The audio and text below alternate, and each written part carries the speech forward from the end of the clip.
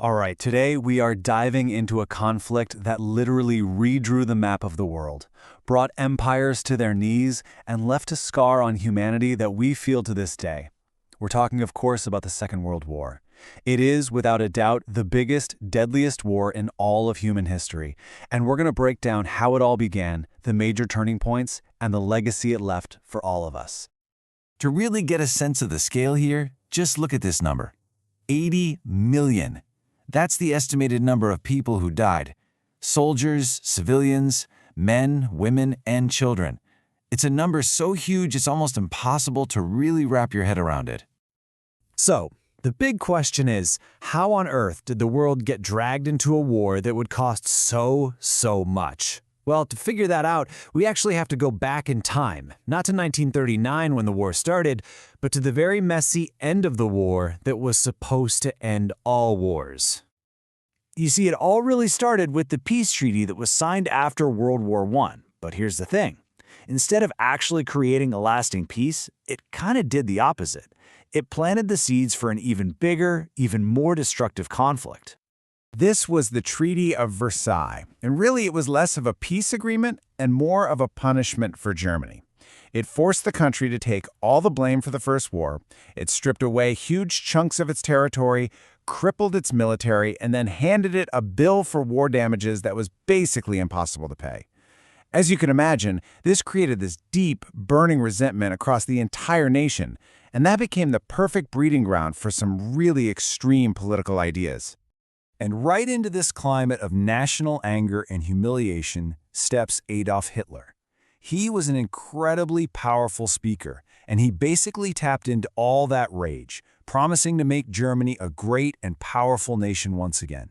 After a failed attempt to seize power landed him in prison, where he wrote his infamous book, Mein Kampf, his Nazi party just grew and grew until by 1933, he was the absolute ruler of Germany. So, as Hitler starts to completely ignore the Versailles Treaty, rebuilding his army and expanding Germany's borders, the other big powers in Europe had a choice to make. Britain and France, still absolutely haunted by the slaughter of World War I, decided on a policy called appeasement. The hope was that if they just gave Hitler some of what he wanted, like allowing him to take over Austria and parts of Czechoslovakia, maybe, just maybe, he'd be satisfied and they could avoid another terrible war. Of course, this turned out to be a catastrophic mistake. As Winston Churchill so bluntly put it at the time, they had chosen to accept dishonor to avoid having a war. But in the end, they were going to get both. With appeasement having completely failed, all of Europe was just holding its breath. And they wouldn't have to wait very long. Hitler was ready to make his next big move. This is it. This is the moment it all begins. On September 1st, 1939, Hitler's armies storm into Poland, claiming he just needed to reclaim some German territory. This was the final straw. Britain and France had no choice but to declare war on Germany. The Second World War was officially underway. Poland was the first country to experience Germany's terrifying new way of fighting, the Blitzkrieg, which means lightning war. And honestly, that's exactly what it was. It was this brutal, overwhelming combination of speed and power.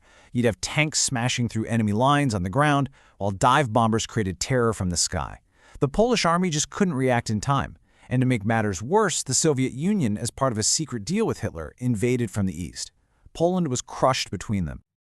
So with Poland taken care of, Hitler immediately turned his attention west, towards France.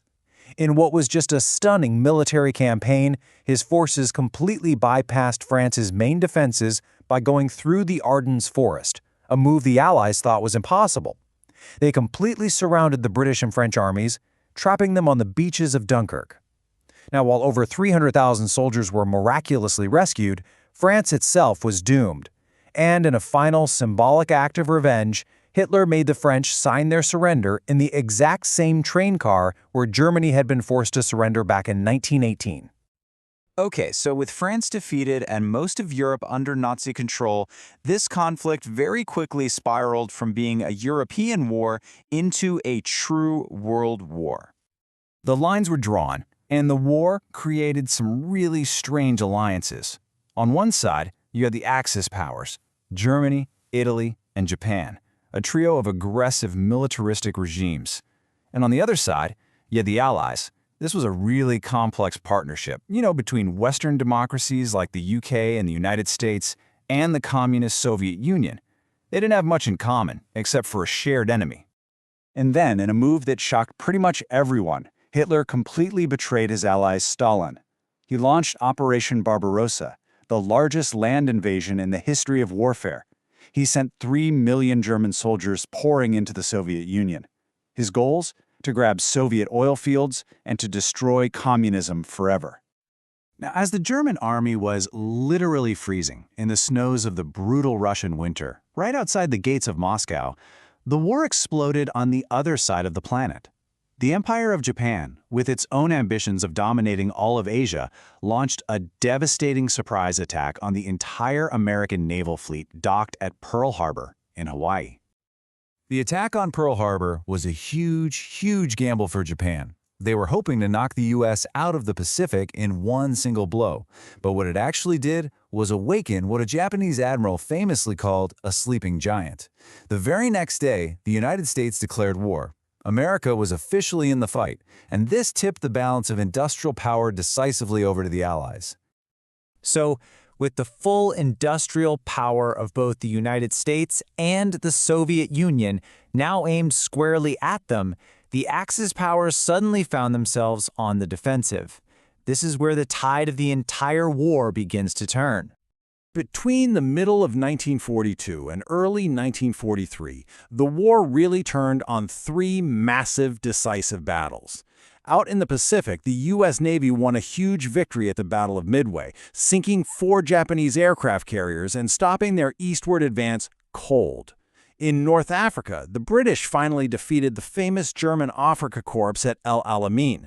But the biggest turning point of all came at Stalingrad, on the Eastern Front, where an entire German army was surrounded and completely wiped out. From this point on, for the Axis, it was all retreat. With the Axis powers finally on the run, the Allies started preparing to deliver the final knockout blow. They began gathering a force of just a staggering size, 2 million soldiers, for what would be the single most ambitious and risky operation of the entire war. And that operation was, of course, D-Day. On June 6, 1944, Allied forces stormed the beaches of Normandy in northern France. It was the largest seaborne invasion in all of history. This opened up that long-awaited second front in the West, forcing Hitler into a 2-front war he simply could not win, and it marked the beginning of the liberation of France. Now, Germany was caught in a giant pincer movement. You have the Soviets pushing from the east, and the Americans, British, and Canadians pushing from the west. The collapse of Hitler's Third Reich was now just a matter of time. And the end came very quickly. After one last desperate German attack failed at the Battle of the Bulge, Allied and Soviet armies were basically racing each other to Berlin. As the Soviet Red Army fought its way into the city, after having liberated the Auschwitz death camp along the way, Adolf Hitler killed himself in his underground bunker. Just days later, Germany surrendered unconditionally. The war in Europe was finally over. But even with Germany defeated, Japan in the Pacific fought on with incredible ferocity. The U.S. was facing the prospect of a full-scale invasion of Japan, which military planners thought could cost another 1 million lives. So, President Truman made a fateful decision. He authorized the use of a terrifying new weapon. The U.S. dropped 2 atomic bombs on the cities of Hiroshima and Nagasaki. The destruction was unlike anything the world had ever seen, and it forced Japan to finally surrender, bringing the Second World War to its definitive end. The world that emerged from the ashes of World War II was a completely different place. The war created new superpowers, new global alliances, and terrifying new technologies that promised both incredible progress and total annihilation. It stands as this permanent, chilling reminder of the absolute worst of human nature, but also of the incredible heights of courage and sacrifice. So the question it leaves for all of us, really, is, have we truly learned its lessons?